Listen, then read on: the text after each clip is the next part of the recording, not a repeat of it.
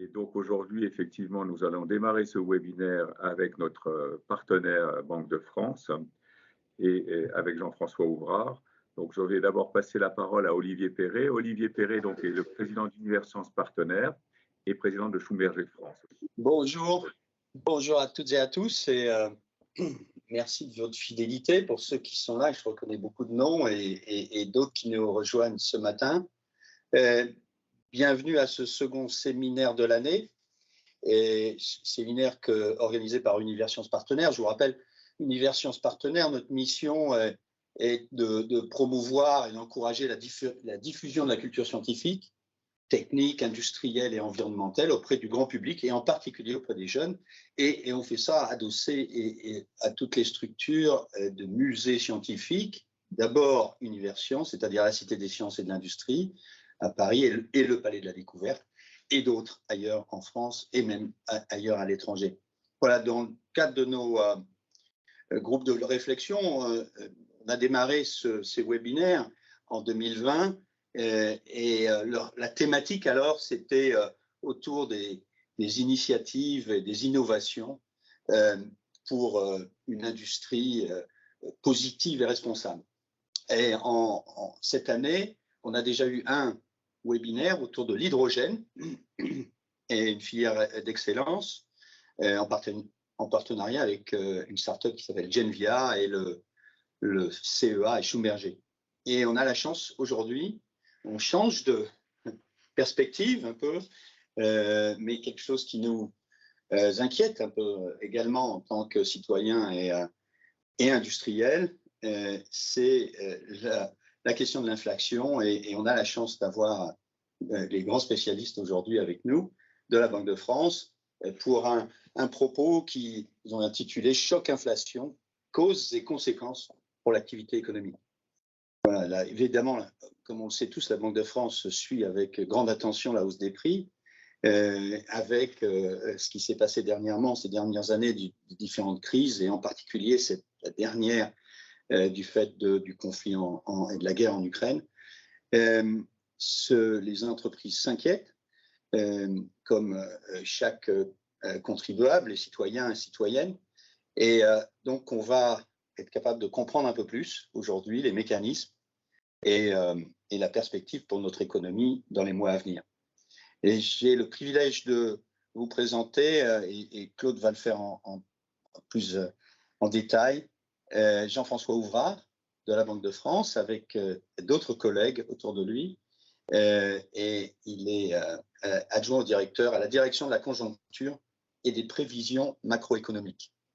Voilà, Claude, si tu veux bien présenter nos intervenants. Merci. Donc, avec plaisir. Donc, autour de Jean-François, nous avons Philippe Estopé et Nawal Sadout, donc, qui s'occupent de la communication de la Banque de France.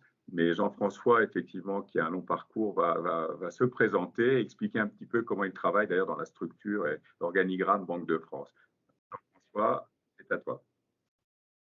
Bonjour à tous, merci beaucoup pour cette invitation. Merci à Universcience Partenaire. Donc c'est un vrai plaisir pour moi de faire cette présentation. Donc en effet, à la Banque de France, je m'occupe des prévisions et de l'analyse conjoncturelle.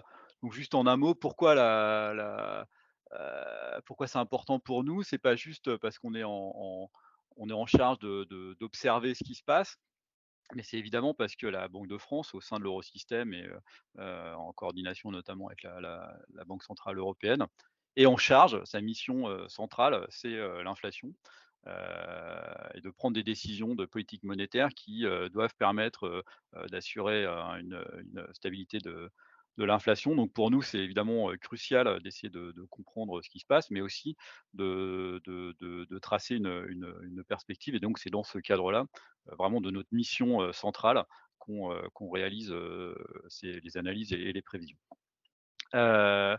Mon propos aujourd'hui, il va être, enfin, j'ai pas de boule de cristal malheureusement, et donc je peux pas vous dire à quel moment la guerre en Ukraine sera finie et quand est-ce que toutes les difficultés auxquelles on fait face s'apaiseront. Donc on sait qu'on est dans un environnement très incertain. Donc ce que je vais essayer de faire, c'est plutôt de décrire un ensemble de facteurs, de canaux, de mécanismes qui jouent.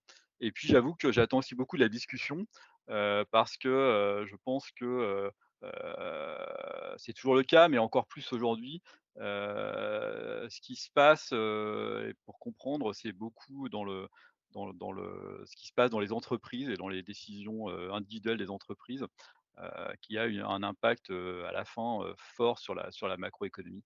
Donc j'attends aussi, personnellement beaucoup de la discussion et je me réjouis vraiment d'avoir cette opportunité, ce matin.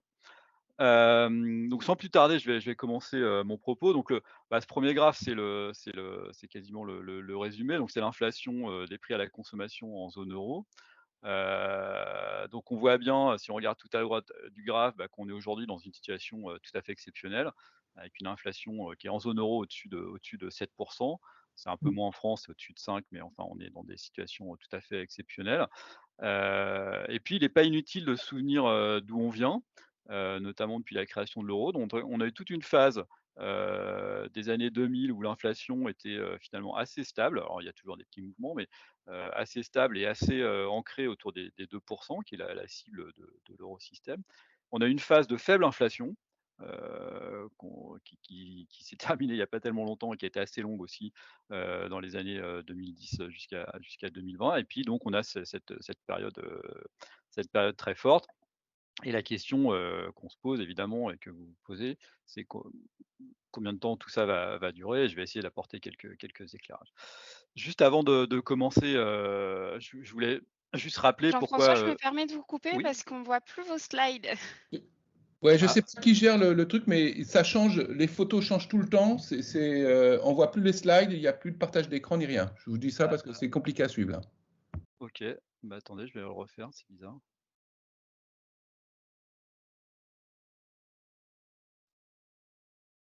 C'est bon? Non, toujours pas, il y a JB. Ah, là, c'est bon. Voilà, c'est bon là maintenant. OK, pardon. Bon, donc Ah, vous avez rien raté, j'espère. Heu, donc juste avant de rentrer, dans l'analyse, juste un petit rappel, pourquoi l'inflation, c'est important?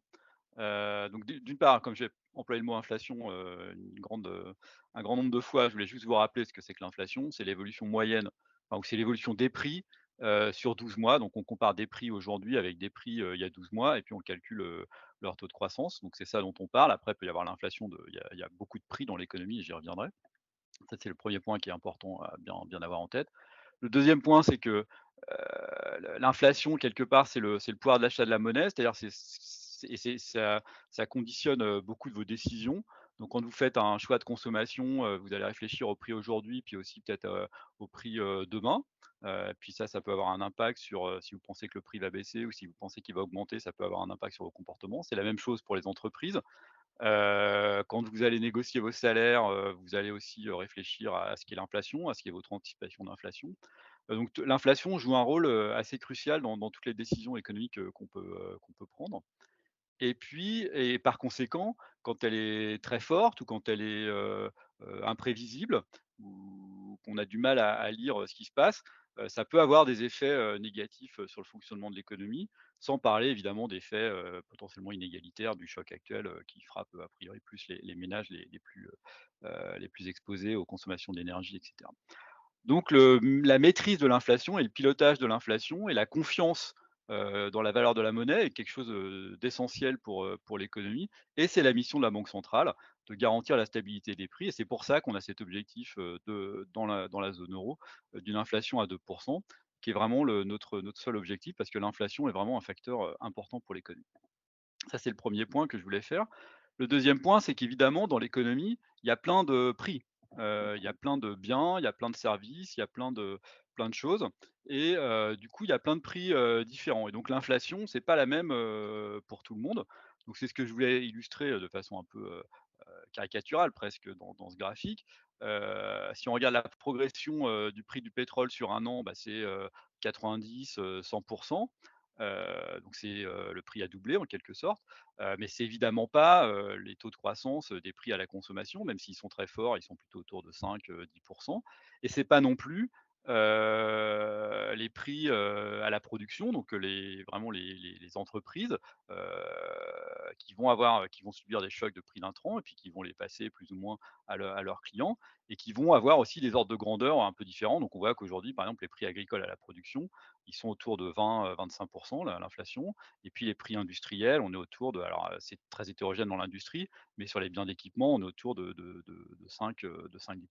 Donc l'inflation, c'est un phénomène multiforme parce qu'il affecte ou elle affecte différemment différents acteurs et différents canaux. Et donc, il n'y a pas un seul chiffre de l'inflation, même si la mission, in fine, de la Banque centrale, c'est les prix à la consommation, donc pour le consommateur. Mais ce prix à la consommation, il résulte de tout un tas d'inflations et d'évolutions qui sont extrêmement hétérogènes. Ça, c'est le premier élément. Et puis le deuxième élément pour rentrer plus, dans la description, de la situation actuelle, donc on connaît, enfin j'ai rappelé les chiffres, on est vraiment dans une situation avec des chiffres d'inflation, tout à fait, enfin, qu'on n'a pas rencontré depuis très longtemps. Et quand on regarde au niveau, microéconomique, on voit que les comportements, évidemment, c'est le résultat, du fait que les comportements des entreprises, ont changé. Donc par exemple, dans les enquêtes de conjoncture que mène la Banque de France, chaque mois, donc la dernière, c'était en mai, on interroge les entreprises sur, est-ce qu'ils ont changé leur prix, sur le dernier mois ou pas? Donc c'est le graphique que vous voyez en haut à gauche. En temps normal, en fait, les entreprises, changent assez peu souvent leur prix. Peut-être une fois, maximum deux fois par an. Et donc vous voyez que la proportion chaque mois d'entreprises, qui changent ses prix, elle est, quand vous regardez à gauche du graphique en haut, du haut, elle est autour de 5-10%. Donc voilà, c'est un changement par an en moyenne.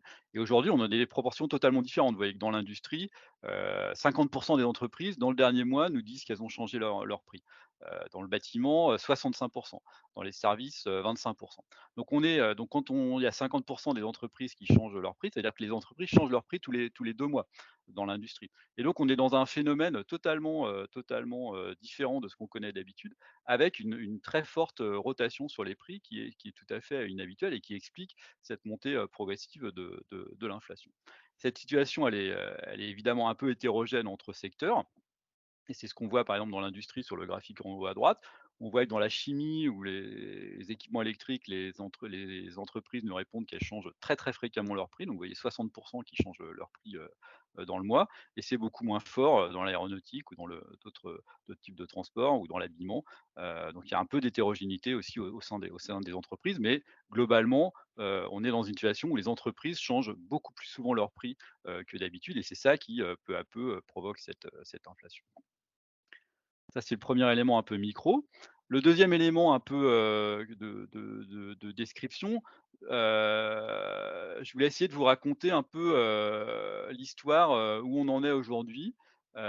Quand on regarde la structure de l'inflation et notamment pour les prix à la consommation, qui est le résultat de ce que font, des chocs qu'on a et que je vais décrire un peu par la suite, et puis qui se propage à travers les prix des entreprises et puis qui arrive jusqu'au consommateur. Donc ça, on est sur la France, dans ce graphique. Et puis, c'est une décomposition assez simple donc c'est l'inflation totale, le trait bleu. Et puis, il y a, dans le panier de consommation des ménages, il y a différents types de produits. Il y a des services, il y a des biens, manufacturés, les voitures, les ordinateurs et cetera. Il y a de l'alimentation et puis il y a, de l'énergie. Heu et quand on regarde, qu'est-ce qui pousse l'inflation aujourd'hui? Heu, il y a plusieurs histoires qui apparaissent. Il y a la première histoire, évidemment, il y a l'énergie. Donc là, on a tous en tête le prix du pétrole a fortement augmenté. Et il y a eu 2 phases en fait dans l'énergie et j'y reviendrai un peu. Il y a eu en fait, quand on regarde d'où on vient, en 2020, l'inflation début jusqu'à 2021, l'inflation, début de 2021, l'inflation était très faible. Et à ce moment-là, on voit vous voyez les petites barres jaunes, négatives. On avait des contributions très négatives de l'énergie parce que les prix de l'énergie se sont en fait effondrés, enfin ou fortement baissés, pendant la crise Covid. Il y avait un choc de demande, forte baisse de l'activité et donc le prix du pétrole a fortement baissé. Et donc il y avait une partie de l'inflation, qu'on récupérait en 2021 qui était un peu le contre-coup de ça. Donc c'était à ce moment-là où on disait: «OK, c'est juste une normalisation». Aujourd'hui, on est passé à autre chose, mais il y a eu une période d'inflation 2021 qui était un peu la normalisation et puis maintenant on est dans des mouvements, beaucoup plus forts. Ça, c'est le premier mouvement sur l'énergie. Et puis peu à peu, l'inflation, elle s'est aussi, matérialisée, pas seulement dans l'énergie, dans les biens. Donc on voit que les petites barres rouges qui habituellement sont en fait, proches de zéro parce que l'inflation sur les biens, en moyenne pour les consommateurs, elle est proche de zéro en fait, parce qu'il y a du progrès technologique, il y a, la mondialisation et cetera qui font que le prix des biens augmente, assez peu en moyenne. Évidemment, c'est différent entre les différents biens et aujourd'hui, on a une vraie augmentation du prix des biens sur des taux de croissance qui sont, tout à fait inhabituels. On commence à voir, une montée aussi de l'inflation, alimentaire, donc c'est les petites barres vertes et là, cette inflation-là, elle est plutôt, très, très largement encore, devant nous et puis il y a le gros morceau du panier de consommation des ménages, c'est les services et là, on n'est pas encore sur une inflation, très forte. On est même s'il y a des petits signes que ça accélère, mais sur cette partie-là, on n'est pas très fort. Donc on voit bien qu'il y a un choc qui est parti de l'énergie, qui s'est amplifié sur les biens, qui vient sur l'alimentaire et qui est probablement encore à venir et qui dans les services pour l'instant, qui est la grosse partie, reste un peu, modéré. Ce qui m'amène à essayer de faire un diagnostic sur l'inflation actuelle. Ce qu'on essaye de la enfin le cadre de pensée qu'on essaye, d'avoir, c'est de se demander est-ce que ce qu'on voit, donc ce que j'ai essayé de vous décrire rapidement là sur les prix à la consommation, est-ce que c'est des chocs transitoires? C'est-à-dire, ponctuellement, il se passe des choses, la demande est très forte et donc il y a des prix qui doivent s'ajuster. Il y a des goulots d'étranglement dans le commerce, dont on pense qu'ils vont se résoudre, et donc la pression sur les prix sera transitoire. Ou bien est-ce que c'est plutôt un changement de régime? Et ce changement de régime, il serait notamment lié à, une question qui est extrêmement importante, pour essayer de comprendre, ou ce qui peut se passer dans les années à venir, qui est, l'anticipation que forment les agents. Parce que comme je le disais un peu en introduction, l'inflation, que vous allez anticiper, elle va être déterminante, pour les décisions de l'entreprise et pour les décisions du consommateur, à commencer par, le processus par exemple de formation des salaires et de la négociation salariale entre les travailleurs et les entreprises. Donc peut y avoir des chocs transitoires, c'est des prix relatifs qui s'ajustent pour des chocs ponctuels et puis il peut y avoir une inflation plus tendancielle qui va venir, de ces facteurs, d'anticipation. Clairement, si vous suivez un peu les débats économiques, vous avez beaucoup entendu le mot, transitoire, je pense, sur l'inflation en 2021. L'analyse qu'on faisait en 2021, c'était que, il y avait un côté un peu transitoire, du choc qui était, une phase un peu de normalisation, après, les effets, des confinements, enfin du covid globalement, dans l'économie, mondiale, qui était lié à des difficultés d'approvisionnement, au moment de redémarrage de la production, de difficultés du fait que, les containers, sont pas au bon endroit dans le monde et cetera. Heu et puis, d'un contexte finalement un peu favorable, sur le marché du travail avec globalement, heu, un taux de chômage, qui est assez faible, qui donne une capacité aux salariés à négocier des salaires, plus forts. Donc on avait ce contexte-là qui nous paraissait, plutôt, transitoire, mais sur lequel sont venus, d'autres chocs et qui interrogent maintenant, le côté, transitoire et en tout cas, on s'attend désormais à ce que le choc et à ce que plutôt l'inflation forte, dure encore, un certain nombre de trimestres, devant nous. Donc sur les causes un peu du redémarrage de l'inflation, en sortie du covid, il y a un élément qui est vraiment, très important, qui a été un peu je pense l'étincelle qui a provoqué cette remontée d'inflation, qui est, la conjonction de 2 choses. D'une part, en fait, finalement, les économies sont ressorties assez vite de la crise covid, plus vite que ce qu'on anticipait, notamment parce que les politiques économiques, budgétaires ont largement préservé à la fois le tissu productif et les revenus des ménages.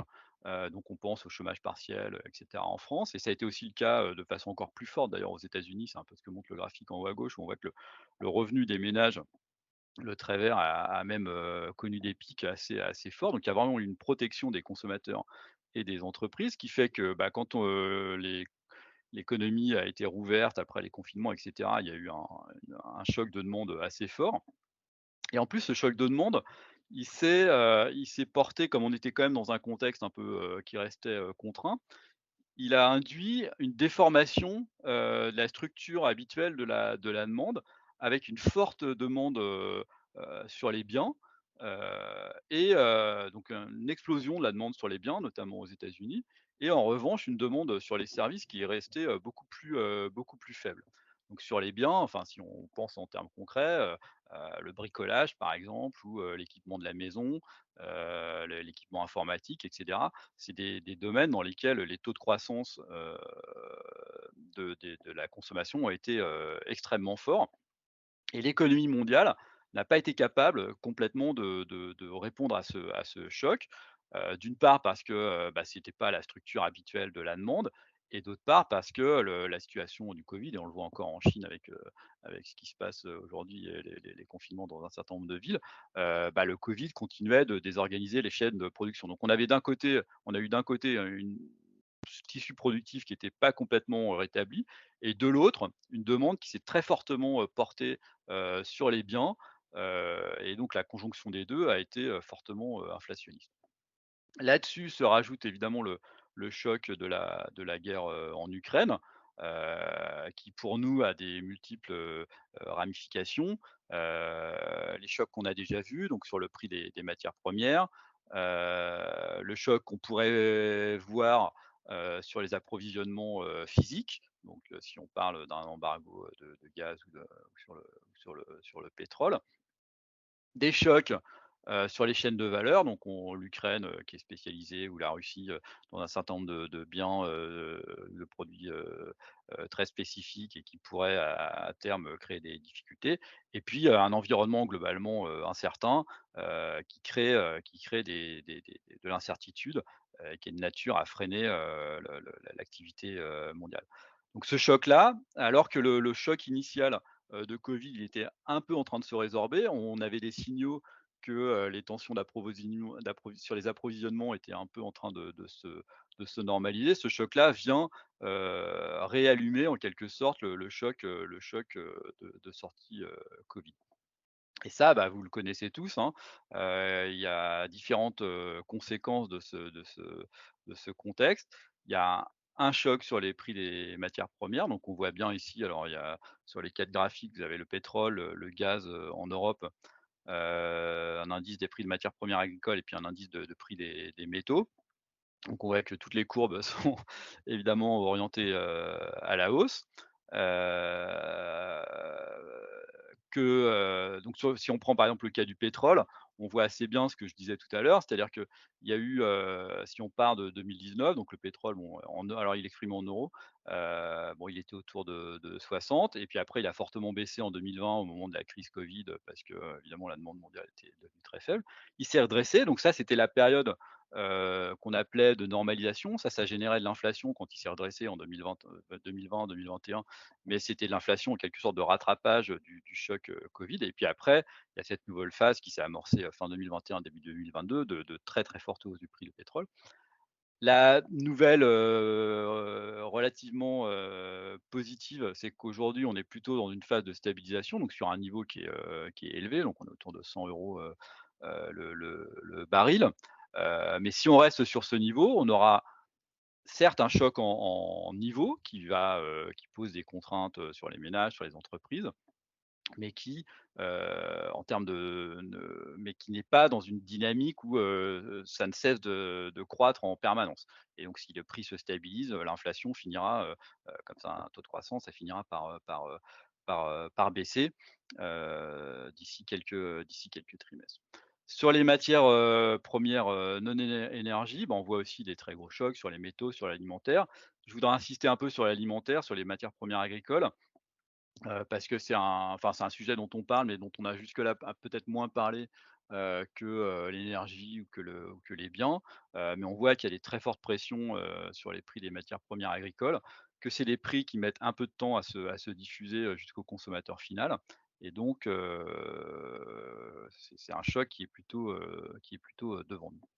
La deuxième matérialisation des contraintes, et la deuxième, enfin le facteur de hausse de l'inflation, c'est évidemment les difficultés, d'approvisionnement. Donc c'est quelque chose qu'on suit, mensuellement dans les enquêtes de conjoncture que mène la Banque de France auprès des entreprises. Et donc on voit très bien, sur le graphique du haut, bah, cette chronique un peu des difficultés d'approvisionnement. Heu, il y a eu une montée en puissance de cette problématique, pendant l'été, 2021.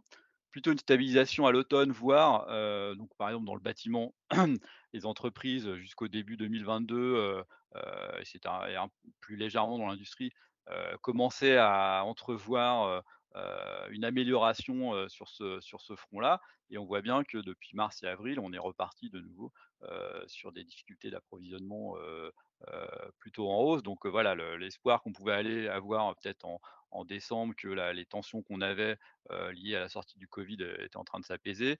Elles sont un peu, mises à mal, par, la situation en Ukraine, et puis aussi par la reprise, de l'épidémie, notamment en Chine, qui désorganise fortement le commerce mondial. Là encore, il y a évidemment, des situations, assez hétérogènes entre les différents, secteurs. Donc là, vous avez en bas, c'est un graphique sur l'industrie, où, bah, dans le secteur automobile, le nombre d'entreprises qui nous signalent des difficultés d'approvisionnement est très, très élevé, et il est plus faible dans un certain nombre d'autres secteurs. Donc tous les secteurs ne sont pas complètement logés à la même enseigne, même si globalement, il y a, des difficultés, d'approvisionnement, importantes pour tout le monde. Un autre facteur dont on parle pas toujours, mais qui nous remonte aussi, beaucoup par les entreprises, et qui est aussi un facteur de tension, alors là sur le marché du travail, heu et sur les salaires, qui sont les difficultés de recrutement. Donc là encore, on a vu cette problématique, monter, au cours de l'été, 2021, et on voit qu'elle est sur un niveau assez élevé, parce que, vous voyez, dans l'industrie ou dans le bâtiment, le nombre de enfin pas dans les services, pardon, et dans le bâtiment, le nombre d'entreprises qui, nous déclarent, des difficultés de recrutement est supérieur à 50, 60 dans le bâtiment. Donc là aussi, c'est une problématique, qui génère des tensions, des difficultés pour les entreprises sur la productivité, sur le fait de pouvoir, produire, et in fine sur l'inflation.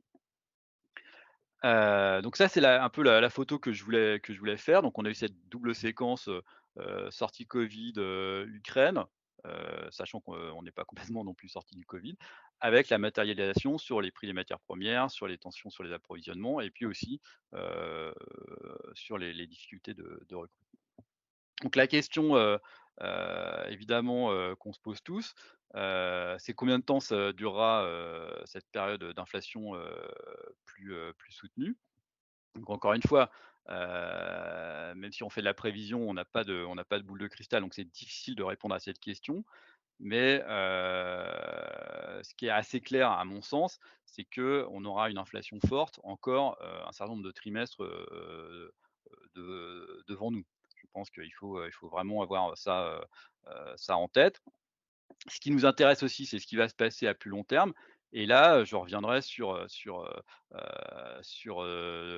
y a 2 questions qui me paraissent intéressantes de ce point de vue-là.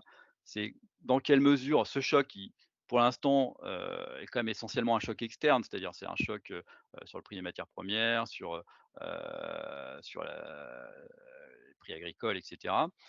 Dans quelle mesure ce choc devient un peu auto-entretenu, par la dynamique, salariale?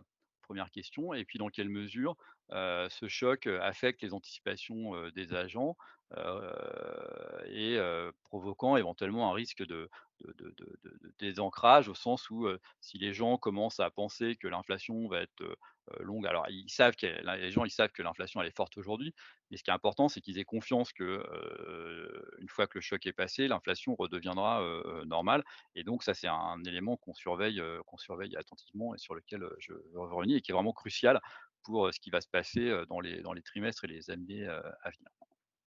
Tout ça, je voulais le dire à un moment. Évidemment, c'est très incertain. Enfin, c'est pour ça que j'ai dit j'ai déjà dit 2 fois que j'avais pas de boule de cristal. Heu, on sait qu'il y a beaucoup d'incertitudes, donc c'est, aussi quelque chose qu'on mesure dans nos enquêtes de conjoncture, en interrogeant les entreprises sur leur degré de confiance. Et évidemment, on a un degré d'incertitude qui est, depuis, 2 ans, plus élevé qu'habituellement, et puis qui est remonté récemment, évidemment, avec le contexte de la guerre en Ukraine. Alors, sur les perspectives, il y avait différents éléments que je voulais signaler.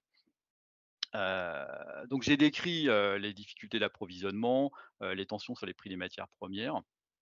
Et en fait, ce qui est important de bien en avoir en tête, c'est que ces chocs-là, donc ils sont très gros, sur les prix des intrants, pour les entreprises, 100 sur le prix du pétrole, heu, et cetera.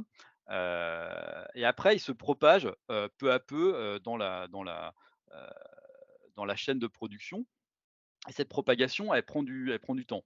C'est ce qu'essayent d'illustrer ces 2 graphiques qui sont probablement pas très parlants, mais que si vous les regardez attentivement, que vous comprendrez. Si on prend par exemple celui de gauche, c'est en quelque sorte comment on passe des prix de production agricole, le trait bleu, à des prix de production agroalimentaire, donc déjà avec de la transformation, du coup le trait rouge, et puis jusqu'au prix, de l'alimentation, pour le consommateur, le trait vert. Et donc vous voyez bien qu'historiquement, les pics et les creux d'inflation, ils sont décalés dans le temps, parce que la matière première doit être transformée, puis doit arriver jusqu'au consommateur. Donc il y a des délais de diffusion qui sont importants, et ce qui veut dire que les chocs qu'on voit aujourd'hui, ils n'arrivent en fait, même si l'inflation est déjà haute, en fait l'inflation elle est haute en réponse à des chocs qui ont déjà eu lieu il y a quelques mois. Et donc les chocs qu'on voit aujourd'hui, par exemple sur l'alimentaire, ils vont arriver aux consommateurs, dans les mois qui viennent. Donc sur l'alimentaire, quand on fait un peu, une évaluation, macro du délai, de transmission, on est sur, 3, voire, 4, trimestres. Donc on a devant nous, 3 ou 4 trimestres à minima d'inflation alimentaire, probablement, forte et en hausse. Et c'est la même chose, et c'est le graphique de droite, dans l'industrie où, le passage du prix des métaux, jusqu'à, un bien, final, prend du temps. Et puis le deuxième élément que je voulais illustrer sur ces graphiques, c'est que, ces chocs, des prix des intrants vers les prix finaux, ils s'amortissent peu à peu. Parce que quand vous achetez un bien, transformé, il n'y a pas que de la matière première, dedans, il y a aussi, du service, de l'innovation, de tout un tas d'autres choses. Et donc le prix, final n'est pas, impacté à hauteur du prix des intrants. Et là-dedans, il y a quelque chose qui joue un rôle essentiel qui est, aussi la capacité heu, ou pas des entreprises à absorber les chocs dans leurs marges ou à les passer dans les prix dans leurs prix finaux. Qui est un point qui est important et que j'ai lu sur ce graphique, sur ces 2 graphiques. Et aujourd'hui, ce qu'on voit, c'est qu'il y a plutôt pour l'instant, en tout cas c'est mon sentiment, mais je serais intéressé d'avoir une discussion là-dessus. On est plutôt dans une situation où, les entreprises ont finalement une certaine capacité à passer, leur hausse de coûts, heu, à leurs clients. Donc c'est pas forcément un ménage, hein, ça peut être, une autre entreprise, quand vous faites des biens, intermédiaires. Et on voit que, même dans un certain nombre de secteurs, il y a aussi des comportements de marge. Par exemple dans l'énergie, dans la hausse récente du prix des carburants, il y a, certes le prix du pétrole, mais il y a aussi, un niveau de marge de raffinage, qui est, relativement, élevé et relativement inhabituel. Et dans d'autres secteurs, dans le transport par exemple, on sait que, la grande entreprise française de transport, maritime, fait, des marges, tout à fait, exceptionnelles, heu, parce qu'elle profite d'une situation où le marché lui est favorable. Donc cette question des marges, alors parce on pense souvent au salaire, on pense souvent, au prix des matières premières dans l'inflation, mais cette question des marges, elle est aussi, tout à fait essentielle. Et aujourd'hui, je pense qu'elle est aussi un facteur qui contribue à l'inflation. Et c'est probablement une situation un peu différente, du choc, qu'on avait connu, dans les années, 70, où là, c'était plutôt le consommateur qui avait été, enfin, ou les salariés qui avaient été abrités, du choc initialement, et les marges des entreprises qui s'étaient forcément, dégradées. Aujourd'hui, paradoxalement, alors qu'on a un choc très fort sur le prix des intrants, de façon agrégée, la pression sur les marges n'est pas encore très forte. Évidemment, il y a des situations très hétérogènes et il y a des secteurs où la pression sur les marges est très forte. Mais il y a aussi un certain nombre d'entreprises qui ont une capacité à passer ce coût dans leur prix. En tout cas, j'aimerais bien éventuellement vous entendre réagir sur cette question. Sur la question salariale, il est clair qu'on a devant nous une certaine hausse salariale. Donc, elle est très fortement matérialisée par le SMIC, qui a connu 3 revalorisations successives en octobre, janvier et mai, enfin ce mois-ci, avec au total une progression de 6% par an. Enfin sur un an, pardon. On voit aussi, donc c'est quelque chose qu'on suit vraiment très attentivement, les négociations de branches sur les salaires et notamment sur les minima de branche. Et donc on voit que ces hausses négociées, elles sont aujourd'hui au 3%, ce qui est très supérieur à ce qu'on voyait ces dernières années où on était plutôt autour de 1%. Donc clairement, l'inflation forte se transmet dans la négociation salariale. Et c'est probablement pas fini parce que même s'il y a eu tout un une importante négociation salariale dans les entreprises et dans les branches fin 2021, début 2022, le contexte d'une inflation qui reste forte et de la nouvelle revalorisation du SMIC en mai va probablement générer de nouvelles négociations qui vont pousser encore un peu plus les salaires. Que les salaires augmentent avec l'inflation, c'est pas du tout une mauvaise chose, hein. C'est même normal de préserver quelque part le pouvoir d'achat des entreprises, des salariés. La question, c'est est-ce que cette aller-retour entre les salaires et l'inflation, il est maîtrisé ou est-ce qu'il est non maîtrisé? À notre sens, aujourd'hui, ce qu'on voit sur les salaires aujourd'hui, c'est normal. Et donc, il n'y a pas de boucle prix-salaire, dont on aurait perdu le contrôle, mais c'est évidemment un point important. Et là encore, les anticipations que font les gens sont cruciales parce que c'est une chose de passer aujourd'hui l'inflation d'aujourd'hui et d'adapter les salaires à l'inflation d'aujourd'hui. C'est une autre chose de négocier en pensant que l'inflation va durablement être très forte. Et puis donc sur les anticipations dont j'ai beaucoup parlé, et qu'on surveille attentivement, donc ça c'est un graphique, où on interroge un certain nombre de gens du secteur financier sur leur anticipation de ce que sera l'inflation dans 5 ans. On voit que le trait bleu c'était début 2021 et puis les traits, orange et rouge, c'est, début, 2022. Et on voit clairement que les anticipations des gens, elles se sont un peu décalées. Donc elles étaient un peu, centrées autour de 1,5 d'inflation dans quelques années. Et là, elles se sont décalées vers 2, mais 2, c'est pas gênant, c'est notre cible. Donc on est plutôt, confortable avec ça. Mais on voit aussi qu'il y a de plus en plus de poids, tout à droite du graphique, sur des inflations un peu supérieures à 2,5. Et ça, c'est plus un sujet pas de préoccupation, mais d'attention, parce qu'on ne veut pas que les agents commencent à imaginer que l'inflation va être durablement forte. Et c'est pour ça que l'Eurosystème et la Banque centrale va vouloir agir pour maintenir ces anticipations. Donc une fois qu'on met tout ça, tout ce que je vous ai dit, les canaux, les délais de transmission, les chocs initiaux, les anticipations, la formation des salaires, etc. Qu'est-ce qui nous attend sur l'inflation dans les années à venir? Alors, le premier élément, c'est que on publiera nos prochaines prévisions le 21 juin. Donc, je vous invite à les regarder dans un mois. Là, ce que je vous présente, c'est quelque chose qu'on a publié en mars, euh, dans lequel il y avait 2 scénarios, un scénario qu'on a appelé conventionnel, puis un scénario qu'on a appelé dégradé. Et on voit que dans ce scénario dégradé, donc il y a un scénario avec plus de persistance du choc, notamment sur les prix des matières premières agricoles et énergétiques, on peut avoir une situation dans laquelle l'inflation va, au moins pendant jusqu'à fin 2023, rester assez nettement au-dessus de la cible de 2. Et puis elle y reviendrait progressivement en 2024. Mais donc là, on est mi-2022, on peut avoir devant nous un an ou un an et demi d'inflation forte. Ça me paraît un scénario possible. Et pour conclure, Donc on va avoir devant nous, une inflation, forte pour toutes les raisons que j'expliquais. Pour autant, il n'y a pas forcément de contradiction avec, l'objectif, de l'eurosystème et de la politique monétaire. Notre but, c'est l'inflation à 2 à moyen terme. Je vous ai mis cette petite citation de notre gouverneur, qui rappelle bien, ce qu'on va chercher à faire, dans les mois qui viennent. C'est pas juste, on prévoit pas c'est pas juste une prévision que l'inflation va revenir à 2 en 2024.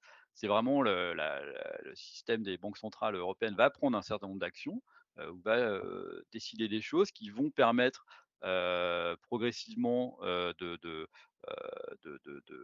garder les anticipations des agents, sous contrôle, de transmettre à l'économie, ce qu'il faut pour que l'inflation, se réduise un peu et avec confiance, revenir vers 2 d'ici 2024, même si on va passer par une période, qu'on vit aujourd'hui, mais qui va, probablement durer, d'inflation, forte. Je vais m'arrêter là et puis, voilà, comme je le disais, je suis très heureux surtout de pouvoir avoir la discussion et aussi les points de vue, des entreprises. Quand vous parlez de faire revenir l'inflation à 2 euros, pardon, à 2 j'imagine que ça se fera par une augmentation, des taux directeurs. Est-ce que vous ne pensez pas que cette augmentation va pénaliser à terme l'économie française au regard du niveau de dette que l'on a?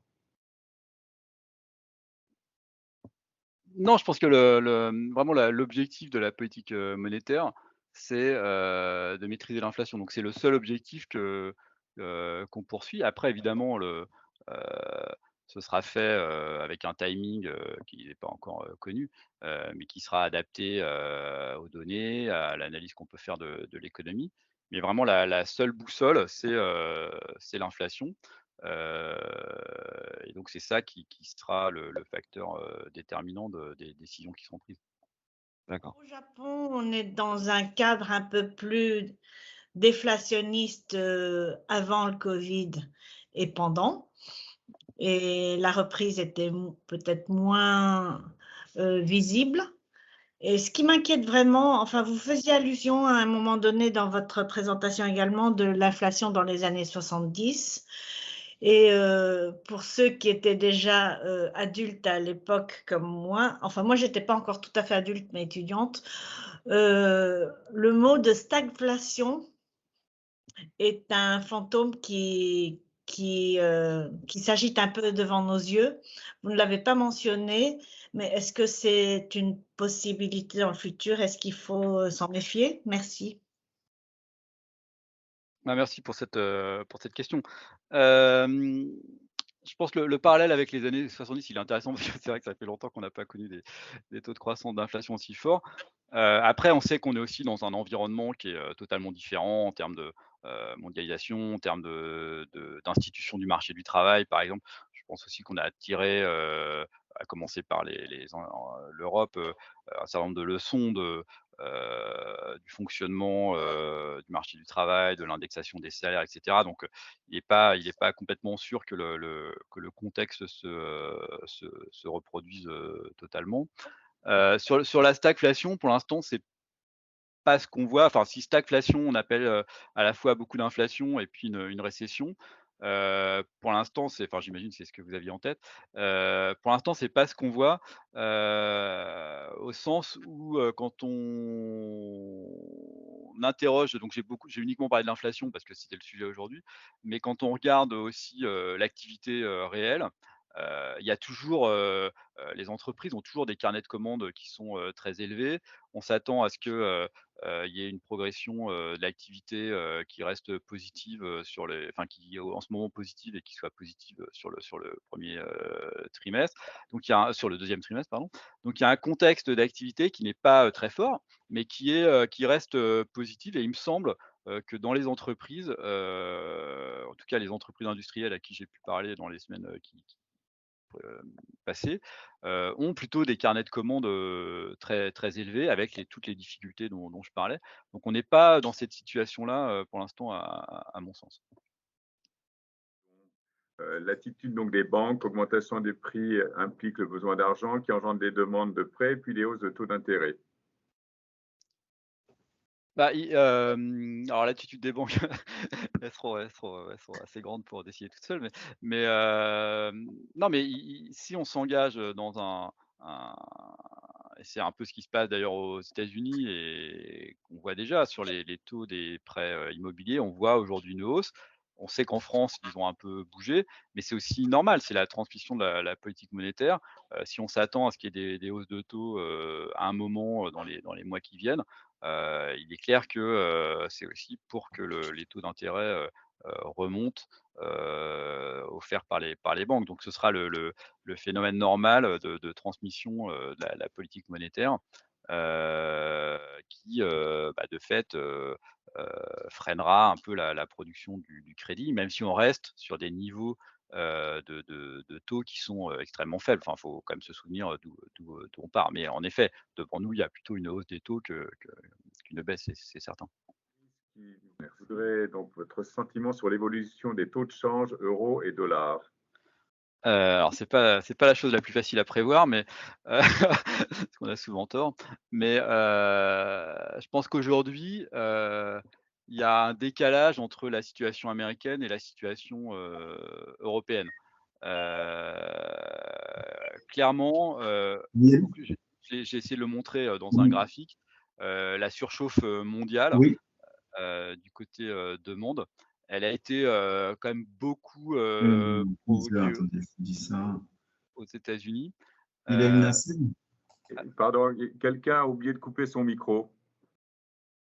hem et donc les États-Unis sont plus avancés que nous dans le cycle économique et dans le cycle de l'inflation, et quand on regarde l'inflation américaine, elle est plus que chez nous liée à des facteurs internes de hausse de salaire, de tension sur le marché du travail, et cetera. Donc tout ça a fait que la Fed va resserrer, enfin, ou a déjà commencé d'ailleurs, à resserrer sa politique monétaire plus un peu en décalage par rapport à la zone euro, et donc ça, toutes choses égales par ailleurs, ça devrait plutôt favoriser le dollar, ce qui pour nous génère un peu d'inflation importée. Pourquoi la BCE a tant tergiversé avant d'agir très prochainement? Ah, je crois pas que le mot tergiverser est le qualificatif que j'emploierais. Je pense que l'objectif de l'Eurosystème, c'est de regarder les données telles qu'elles sont et de faire la bonne analyse, dans un environnement qui est pas facile, parce qu'il y a énormément d'incertitudes. Donc je pense pas que le mot tergiverser est est correct. Donc, qui concerne le premier choc sur les prix de l'énergie, pensez-vous qu'il s'agit d'un phénomène temporaire ou la conséquence d'un élément plus structurel en lien avec les épuisements des réserves de pétrole? Ça, c'est une très bonne question que j'ai pas du tout, parce que le temps était limité, mais heu, la présentation que j'ai faite, enfin, vous l'aurez remarqué, elle était très conjoncturelle, quoi. C'est qu'est-ce qui se passe aujourd'hui? Quels sont les chocs qu'on subit? L'Ukraine, et cetera. Mais il y a une question plus fondamentale, en effet, enfin, ou plus de tendance, qui est quelle est la conséquence du changement climatique, et puis des politiques qu'on va mettre en œuvre pour lutter contre le changement climatique sur l'inflation, et notamment sur l'inflation de l'énergie.